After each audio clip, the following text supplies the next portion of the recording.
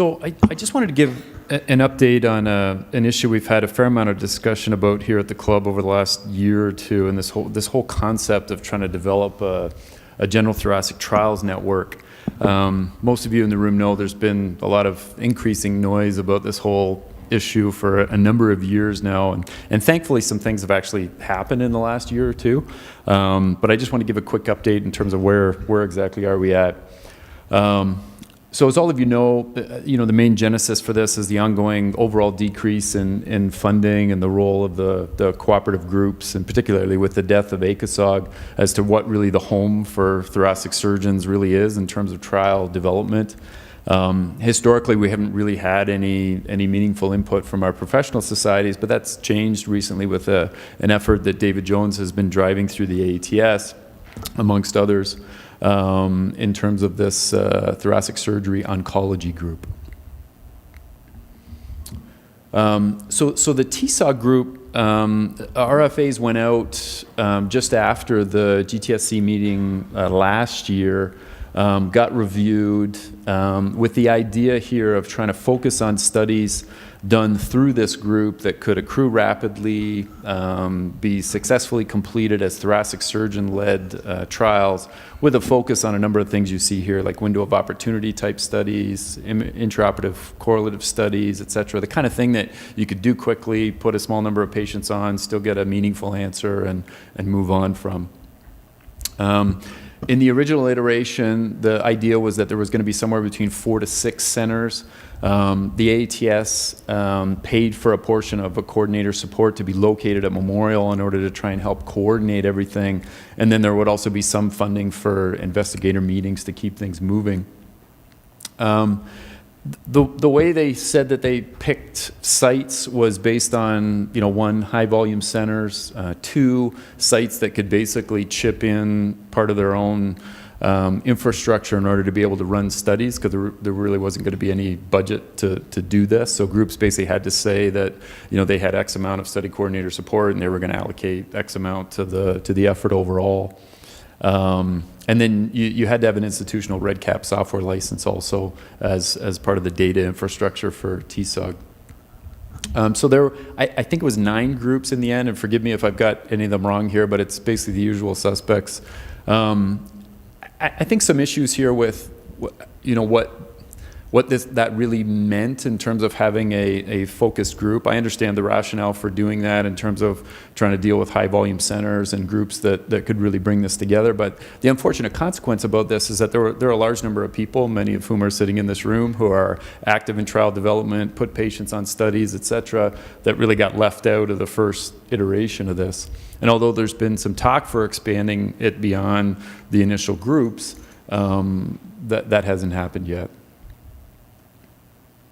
So the initial planning concept review meeting for TSOG was in the summer of 2017. A number of us were in the airport in a conference room in Boston to review a number of different protocols. There was more discussion in a meeting at the STS just this year, in this past January, with a total of 6 different concept ideas invited to present a full proposal.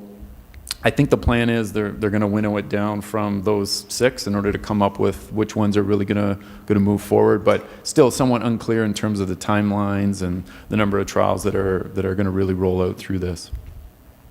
So this was sort of happening concurrently with the concept of whether or not it made sense for something to bubble up out of the General Thoracic Surgical Club.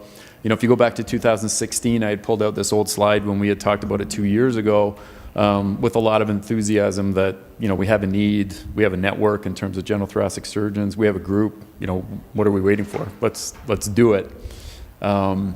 With a lot of discussion about obviously what all the barriers to that would be in terms of funding and how do we organize ourselves, et cetera, et cetera. And unfortunately, we're sort of stuck at this point and have not really moved beyond sort of the concept stage and 1 or 2 conference calls and a document of what this could look like, really for 2 reasons. One, we were initially, there was a lot of discussion about Dave Rice's mission trial as really being the catalyst in order to really push this forward.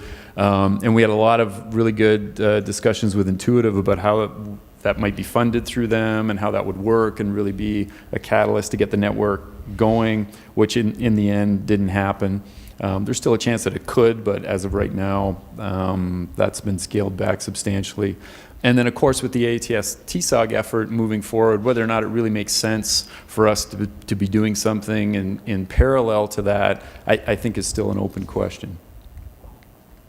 So it'd be great to hear some input from the audience here, but I think the point we're at is a couple of key issues. So one, does it really make sense to have a parallel effort? On one side, you could argue that it does, because with the current lineup, there's a lot of groups that are excluded from that, and it's also clear that there's probably not going to be a focus on, simple, straightforward, real-world trials from what I've seen discussed so far in the TSOG effort. It's still not clear to me what model really will be successful. Are you better off to be a network for the people and be distributed and have, as many groups as involved as possible? Or does it really make sense to really focus on a number of, high volume academic institutions to really pull this off? Clearly more thoracic surgery trials is a good thing. But we're sort of on hold right now and have not really done very much over the last 6 to 12 months, I think, given these issues. Let me throw that ball out there. I invite people to come to the mic to discuss. So, from my standpoint, I think that it makes sense that there's a parallel track, because I think the mission trial exemplifies the problems with getting some of these through cooperative groups. If you don't have a survival endpoint, and if it's just, as you said, it's just everyday sort of questions that we have that we need answered, we can't run those through the cooperative groups, and they're not effective, nor are they timely. But they could be run through, parallel groups such as TSOG. Mm-hmm. Now, certainly the Institute of TSOG, starting out with 9 institutions, that's just a start. I think it's just a mechanism of recreating what's already been done in major oncology groups, and using TSOG as a venue for thoracic surgery to have a voice where we don't have one in the cooperative groups after we lost ACOSOG. So I personally find it to be a relatively useful outlet. Mm-hmm. Steve, do you want to comment? You've been involved in all these discussions on both sides. I'm not sure a parallel track is going to be successful at this point, but I do think we have to put all our effort towards the TSOG thing, because currently there's a lot of interest in neoadjuvant trials, but surgeons aren't really involved very much in these things. And I think if TSOG could demonstrate accrual, it would be a game changer, bringing the drug companies to the table. And so I think TSOG, this is a phased thing. So hopefully TSOG accrues on some of these safer, non-drug related trials, and then it moves to the next phase where it's got the drug companies coming to us because we accrue, and then it can be expanded. So I'm not sure, we have the energy to do a parallel thing, but I really hope the TSOG thing we can focus on. Mm-hmm. Dennis, Jim Stewart from Kansas City. Now, as a recent enrollee in the OFC, which is the Old Farts Club, I have a few comments and a few suggestions. I was involved with starting the thoracic surgery thing at ECOG and with the American College of Surgeons, and what I've seen here today is we have medical oncology trials. Mm-hmm. We do not have surgery trials, and that's why you don't get the patients from us, because they're not answering surgical questions. When we have the American College of Surgeons oncology group and we ask a surgical question, we enroll patients like crazy. Yeah.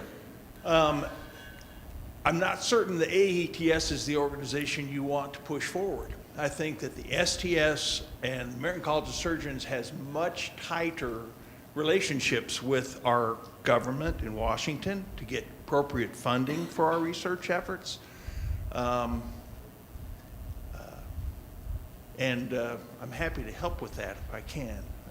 As you may know, a former partner who was an influential person in the Congress. So, But that's mainly it. If you want us to enroll patients, let's do surgical trials and not just follow on the tail of the medical doctors doing neoadjuvant therapy or adjuvant therapy. Thank you. Brian? I think that parallel effort would be worth doing, and I don't think there's a big risk of duplication if we kind of intentionally design it so that it doesn't duplicate. And I think that if you took maybe as an initial qualifying attribute would be participation in the STS General Thoracic Surgery database, then you're already collecting data, and then if you picked specific interventions that might not be the kind of interventions that the National Clinical Trials Network would be interested in, but they would be interesting and practical questions for us. I mean, if you look back at the initial portfolio of trials of ACOSOG, they were kind of interesting questions for us, but they're a big snoozer for the medical oncologists and people who are studying, cancer in a really scientific, molecular way.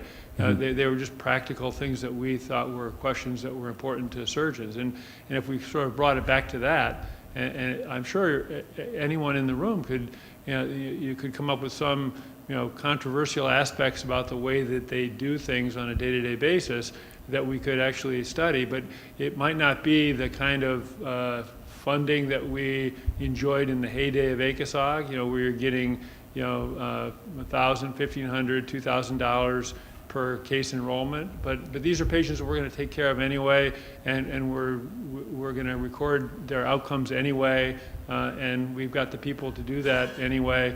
And so maybe the investment in being a participant in the trial isn't as high, and so the reimbursement might be lower or absent. And another part of that, of a different clinical trials network, maybe would be training on all the members on how to get philanthropy dollars in their own little circles of influence. Maybe that could be so that we could kind of train people up to talk about what they're doing to people who might view that as valuable and worthy of support, but it might not be the NCI. Mm-hmm. Other comments?